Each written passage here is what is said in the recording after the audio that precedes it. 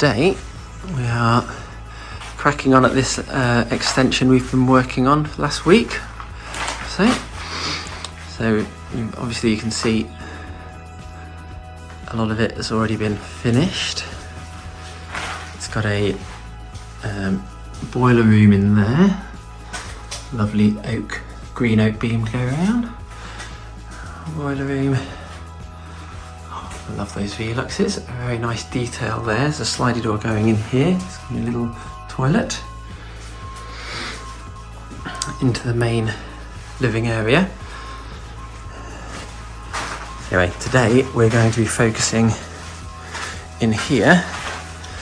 So when you have these types of extensions, there's the making good into the house, which is normally left right till the end to keep the rest of the house nice and tidy. So this old window has been filled in, so we'll be sorting that.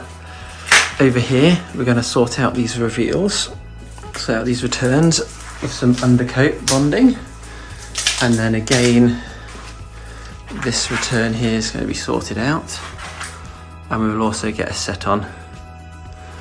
Got my girls to pick up from school today and I had to drop them off, so it's only a short day for me today.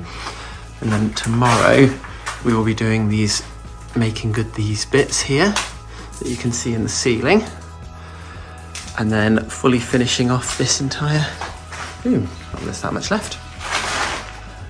Okay. Enjoy.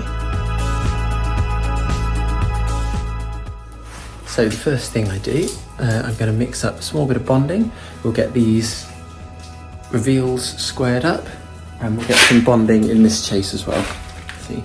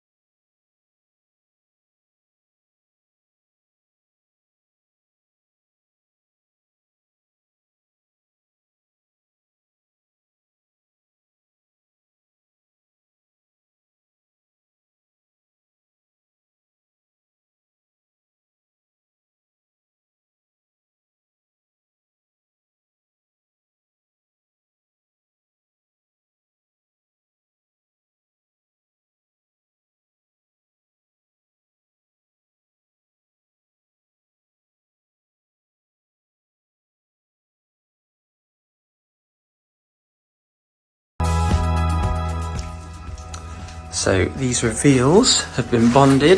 They've had a wipe down with the sponge, a flatten with the trowel. So once these go hard, I will then use a multi-tool to cut out that section of board. And the same on this side, cut this board flat. And then it'll have these lovely metal angle beads fitted, like in this window. Then we'll be able to plaster it, but we'll be doing that tomorrow. For today, because we've only got a short day today, we will be getting this wall on, and I might get that little patch over there done while we're here.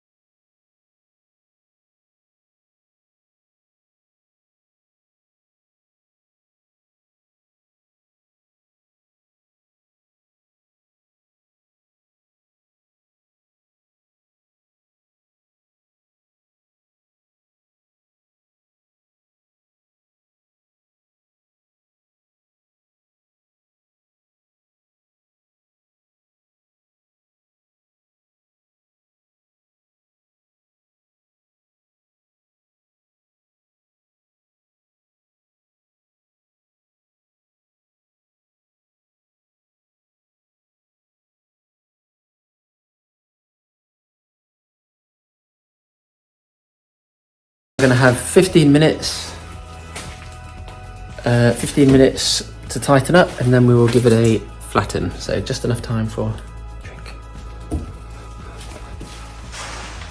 Right, this has now gone rock hard, so that's ready to trim. So this method, super easy. Just get a multi-tool. You could use a Stanley, or you could use a knife if you wanted. I find multi-tool the easiest way, and literally just run it flat up against your wall. A nice blunt multi-tool blade works absolutely perfectly with plasterboard. It's not really got much to, it's quite relatively soft for a multi-tool. Okay. My multi-tool, see there? Nice old blade. Works an absolute treat. I'm a fan of Milwaukee myself, but there's plenty of other different multi-tools out there that work just absolutely fine. Right.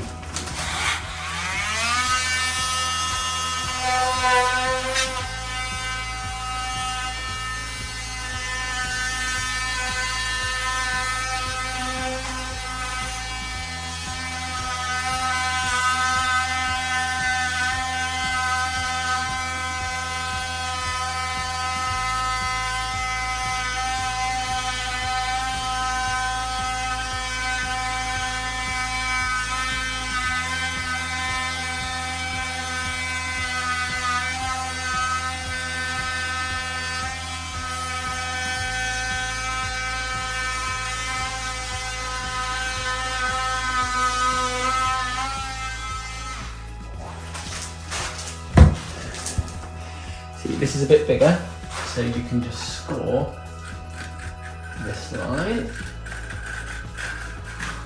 Now that I've cut that top all the way through, and then that just peels over.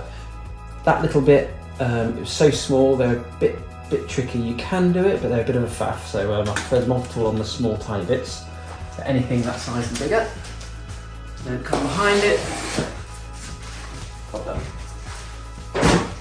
Now you'll see here, a little bit roughy wafty. You see there, not super straight, is it? Pretty good, but not as good as I want it.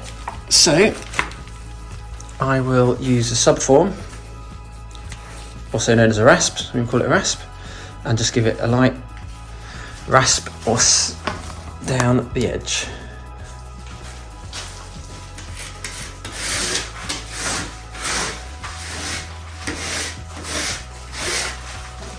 Gonna have an angle bead on it as well. A little moisture in these. A few wires to work around.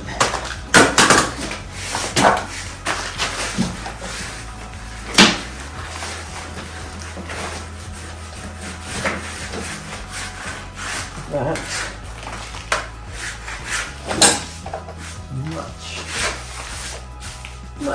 splitter. And we'll put an angle bead on. These are pink coat angle beads. These are the beads we use if we're just top coating, just putting plaster over the top. My toolbox here. So I've got all sorts of different angle beads. They're very good for PVC beads with the angles on there. These are also good for PVC, slightly thicker PVC they work quite nicely on. Then you've got these big boys, they're brutes. They're very good for EML, expanded metal lathes, or very thick stainless steel work a treat.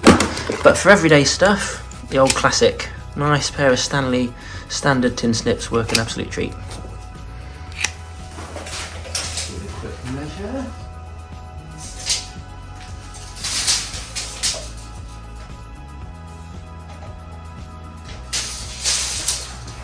Okay.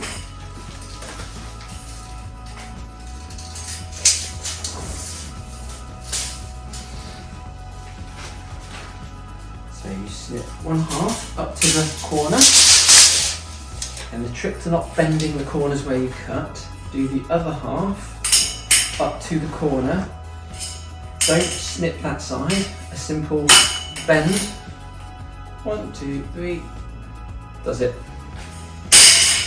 And then you've got a beautiful clean corner. Whereas if you were to try and snip right through that corner, you can squidge it, bend it, twist it. That's the idea. And in good practice, I tend to trim the edges. Give it a quick check.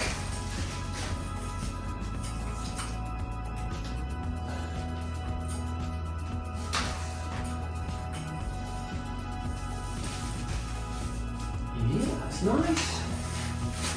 And then I use, there's lots of ways you can fix these. You can fix it using the plaster itself. Staple gun works quite well. You sometimes use a staple gun.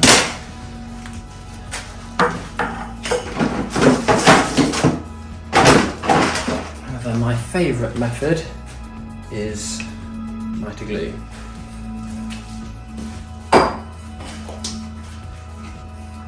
Just allows that extra bit of precision. You can get those beads absolutely spot on. Whereas I find with a staple gun, occasionally they move, or sometimes fall out. And then, more frustratingly, if you put loads in, or if you put too many in, sometimes they peek through the finish. They're not bad. I mean, you can use them, but I personally prefer a bit of mitre glue.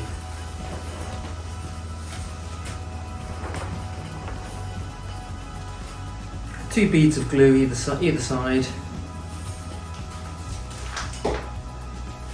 Get the activator ready. Line up the corner. Hold it in position. Give it a quick spray. Count to 10 in your head.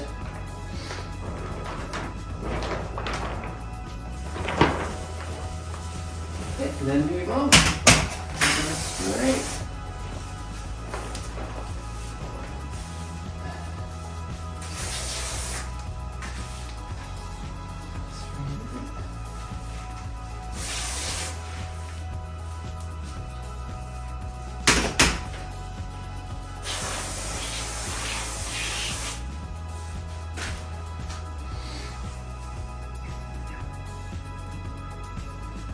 Okay. Lots of different glue and activators out there. My favourite is this Everbuild one. It seems to just be a little bit quicker, I find, but there's not much in it, to be honest. And then that hold it into place. And then, of course, once you've plastered it, you've got the strength of the plaster keeping the bead in as well.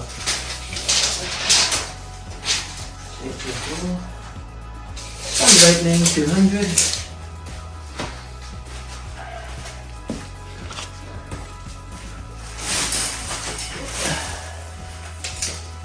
So you see here, that's what tends to happen to these beads. They get a bit bent and battered, which is why just two little snips, squares them off nicely.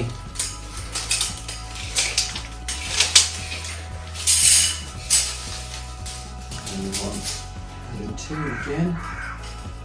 Just to the middle, right to the point there. Don't actually cut the point, and then match it the other side. And then 3 bends, 2. Done. Check it fits. As it should do.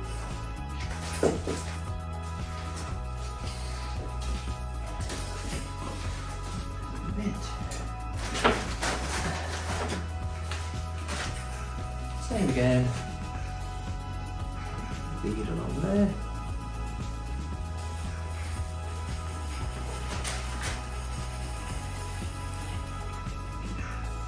Another tip, the 100ml bottles of glue are much easier to squeeze than the standard 50ml bottles of glue. This is the 100ml one, much easier. Okay, then you line up, you want to make sure these beads are lovely. You'll soon know if you catch your finger on a corner.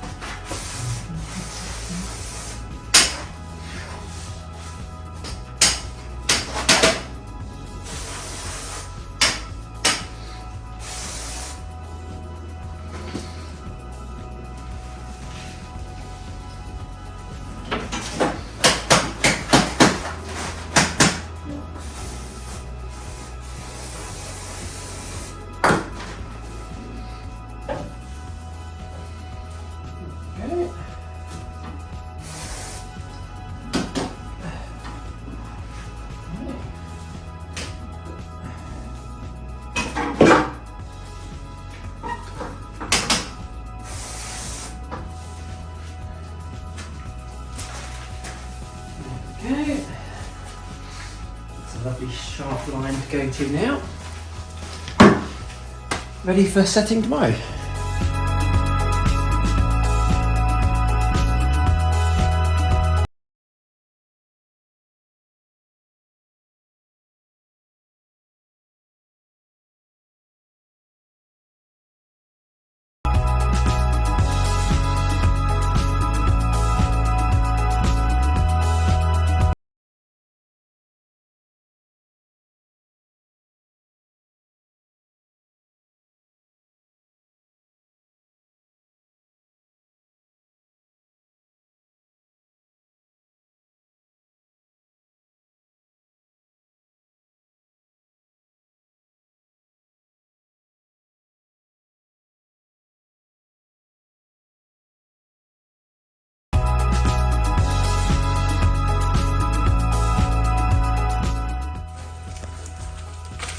So it's just had its first wet trowel, and now is a good time to clean out your sockets. That way, these are quite good. Sometimes you have to a bit more work in them, but they're cut out quite nicely. That way, if you do it on after the first one, if you accidentally break a bit, that's classic, perfect there. You see there? You can repair it nicely. If you leave it to the end, it's much more tricky. So in a couple of minutes, I will repair that. You can also use a Stanley knife. Plaster's fairly.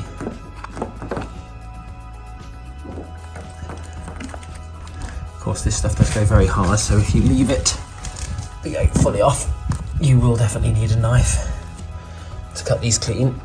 This just makes it so much easier for the next trade and the electricians. Okay. So when you do the first wet trowel, make sure you save a bit of fat for exactly this reason. So we keep it on the side of the bucket. Got plenty of it at the minute. There's a bit of fat. On there.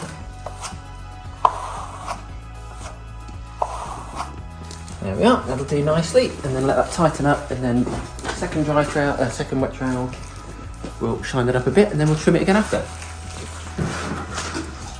Easy as that.